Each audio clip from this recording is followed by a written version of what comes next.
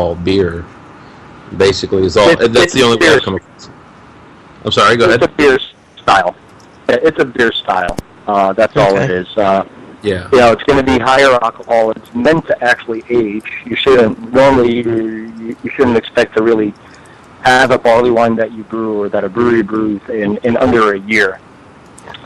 It's meant to age. It's actually over-bittered up front because it's meant to age out. So the bitterness from the hops is going to mellow out over that course of a year to 2 years. But I'm not the biggest fan of barley wines myself. I could appreciate a good one when I taste one, but it kind of has a lot of similarities to a mead, to be honest. It almost, to me, and most of them have a good amount of residual sweetness too, because you're also over-bittering it, so you need that sweetness to balance out in the final product. But to me, it almost really does resemble a braggot on its own, even without honey. I can't imagine a barley wine with honey added. It could be done, barley wine, I think, an acquired taste, I believe. Yeah, there was. I don't know if it's still going on, but in the craft brew world, there was at least maybe like 5 years ago. There were a few breweries trying to compete to see who could make the highest alcohol beer, and some of them were getting up there into the 30%, 40%.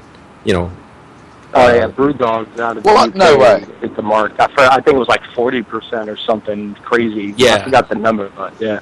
And it still gets to be sold as a beer at beer taxes. Yeah, I don't know. Does it? Yeah, it does. It does. Yeah. Actually. Oh wow. If it's all from malt or majority from malt, it's a beer. So yeah. Well, yeah, that's whiskey. That's a Scotch, basically. Yeah.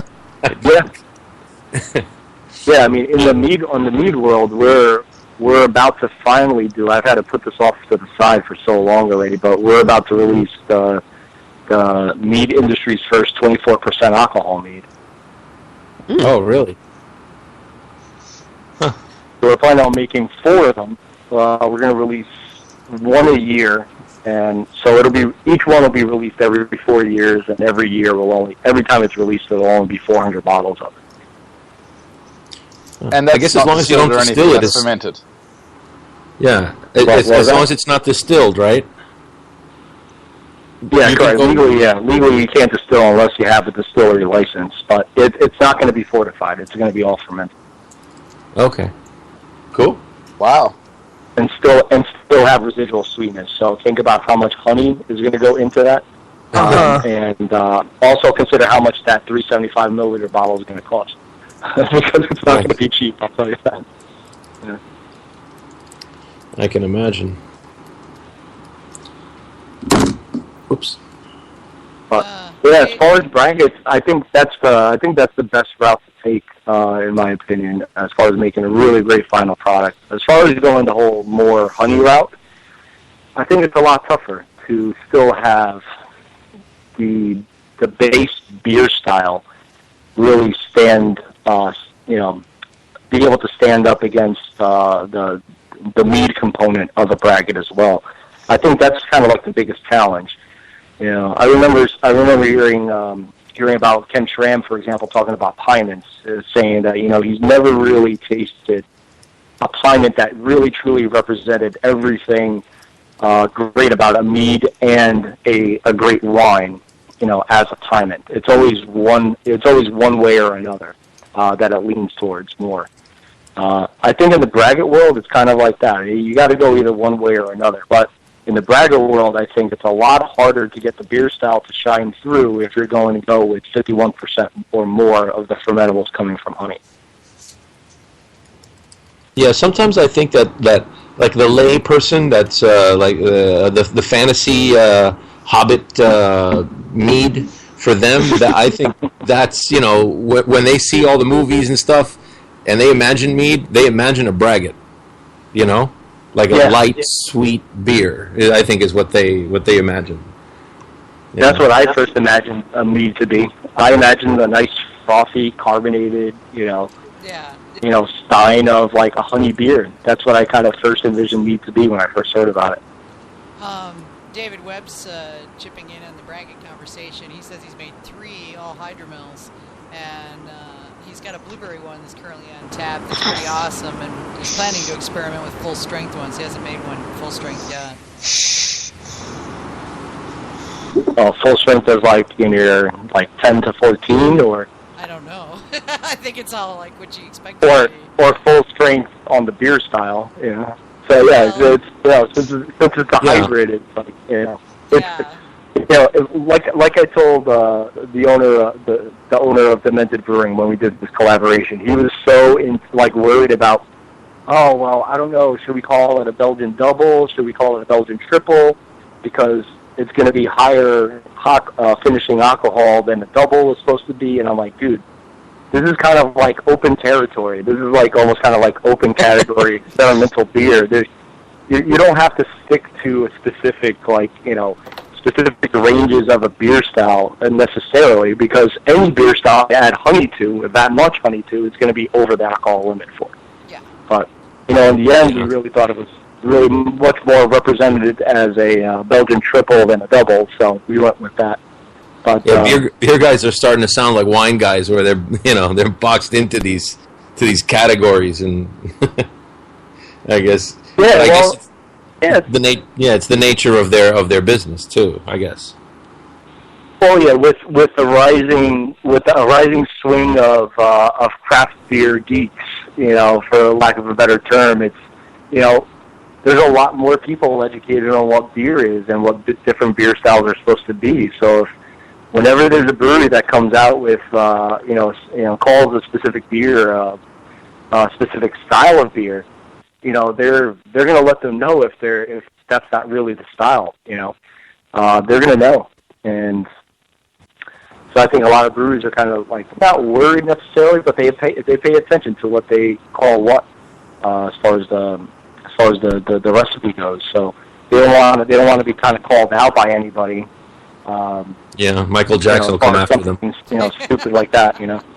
Yeah. David responded. He said, "Yeah, his hydromels are all, or his braggots that are at hydromel strength are all at 5%, and what he envisions as a full strength, quote unquote, is 10% plus." And then Pavel's chipping in.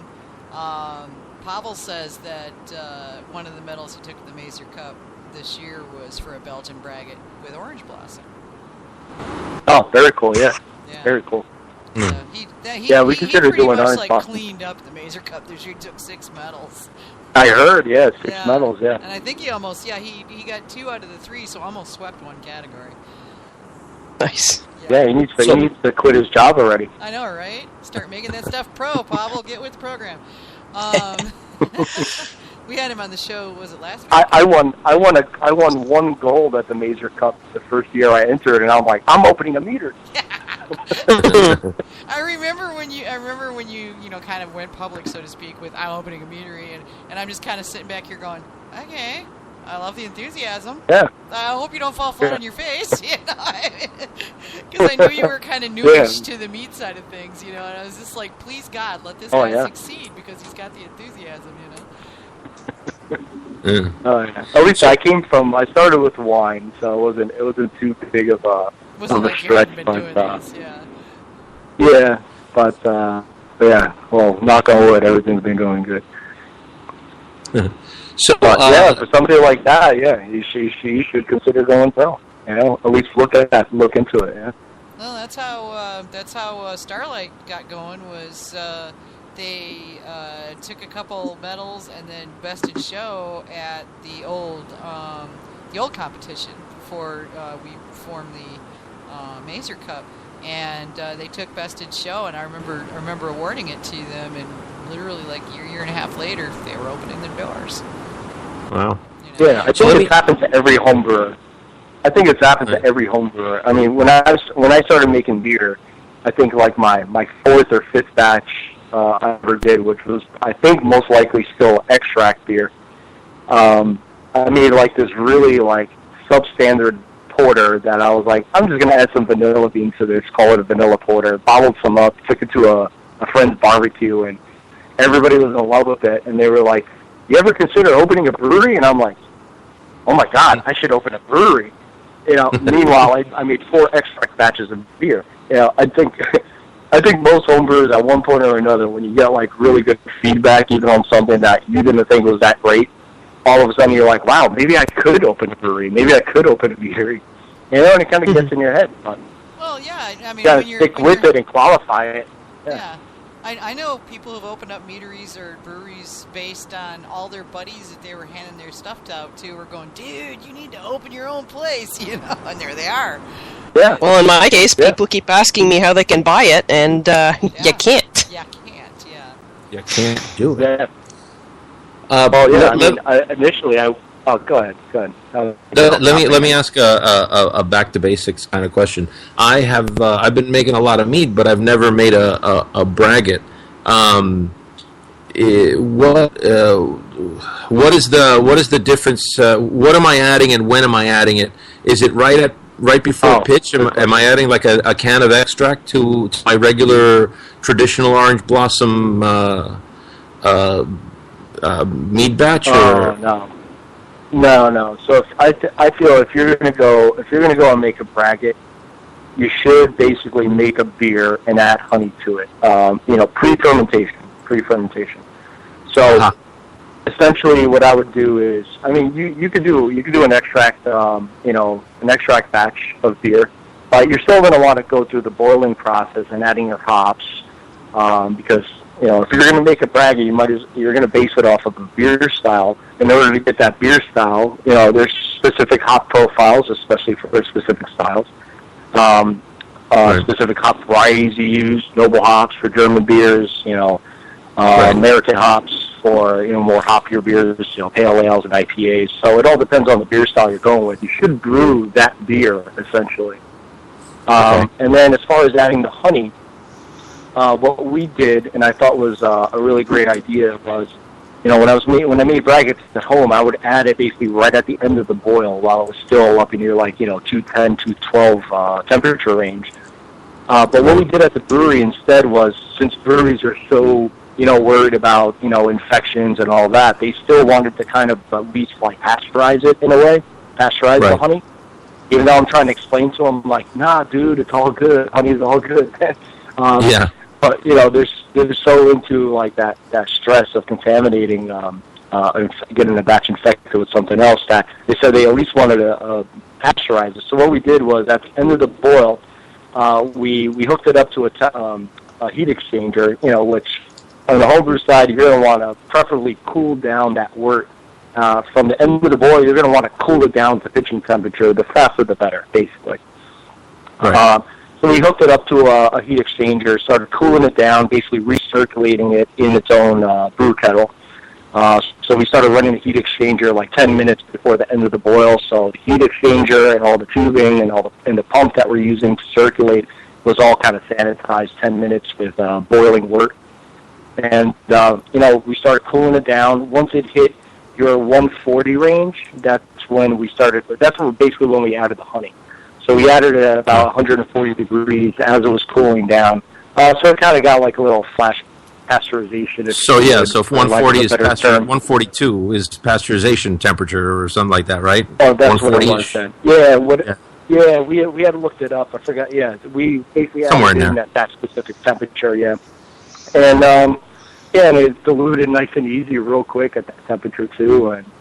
And then we just continued cooling it down basically after we added the honey, which didn't take very long, But then you just pitch your yeast, and with again, I feel if you're going to go and make a braggot, in order to get that the base beer style to come out of that recipe, you're going to want to use the appropriate yeast strain as well.